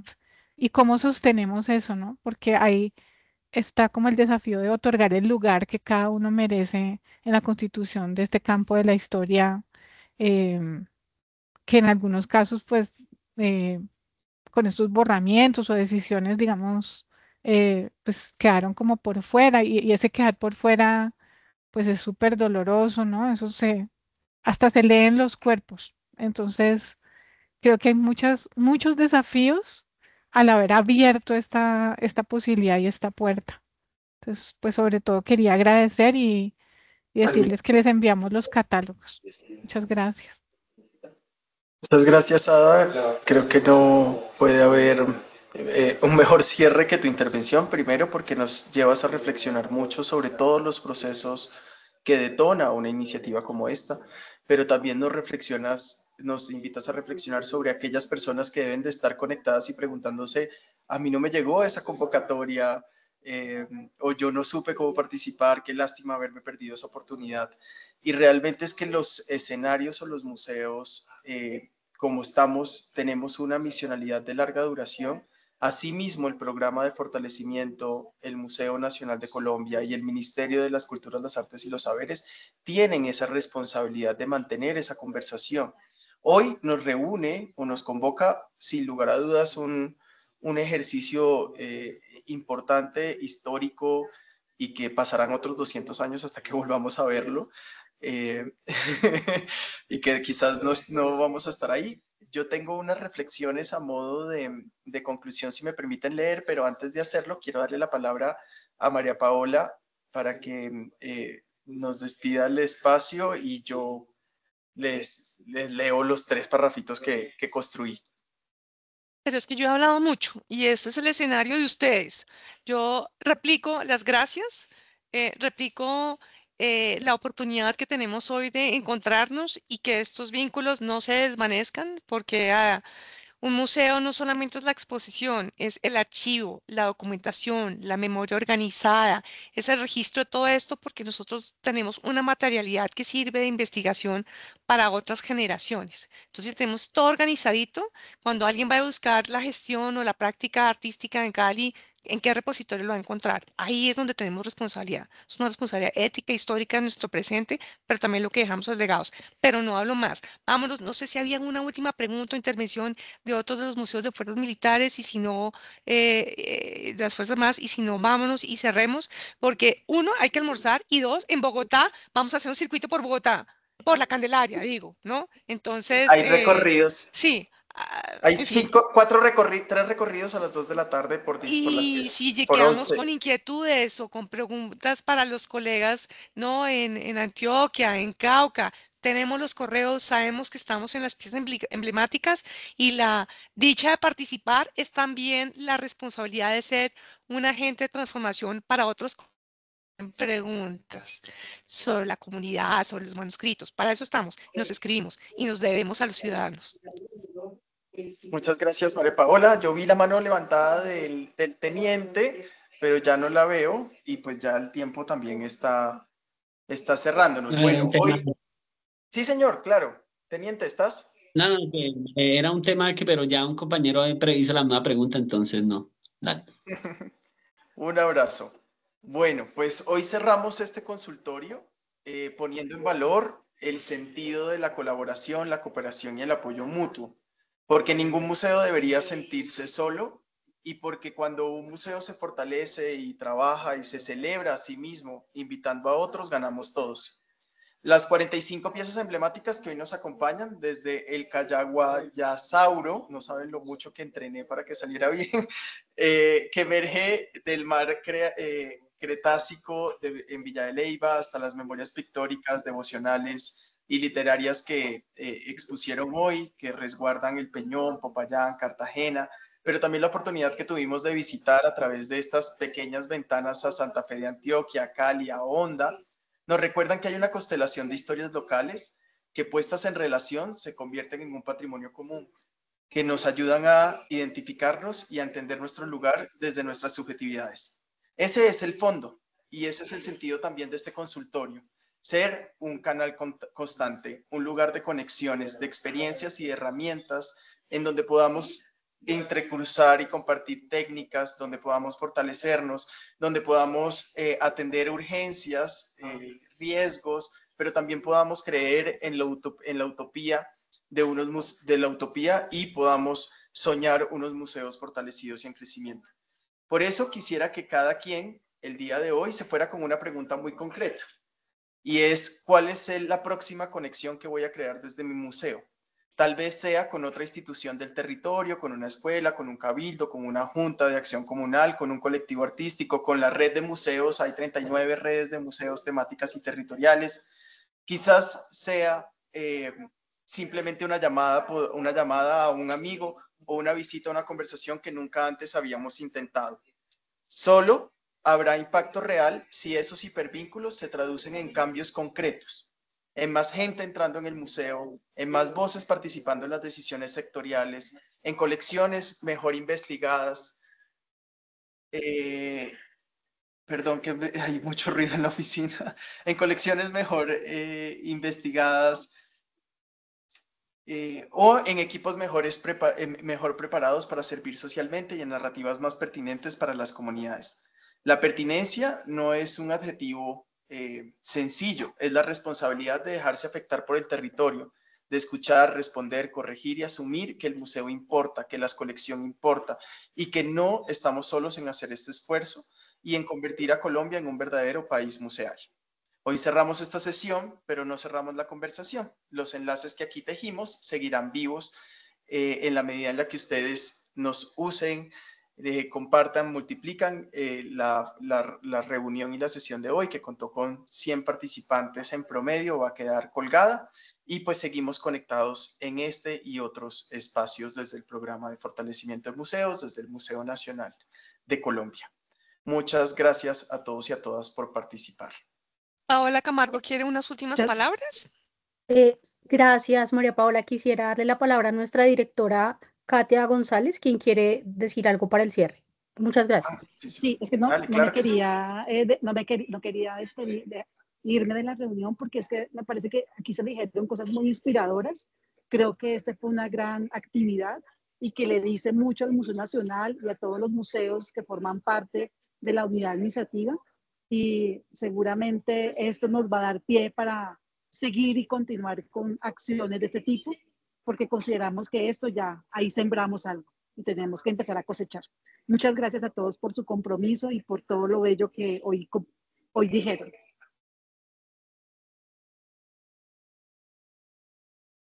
Katia, muchísimas gracias por acompañarnos como siempre en estos escenarios y en estos espacios. Gracias a todos y a todas.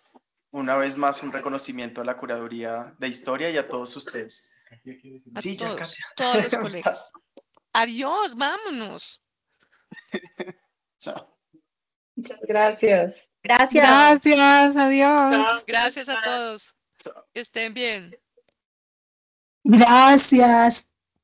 Gracias. Hasta luego.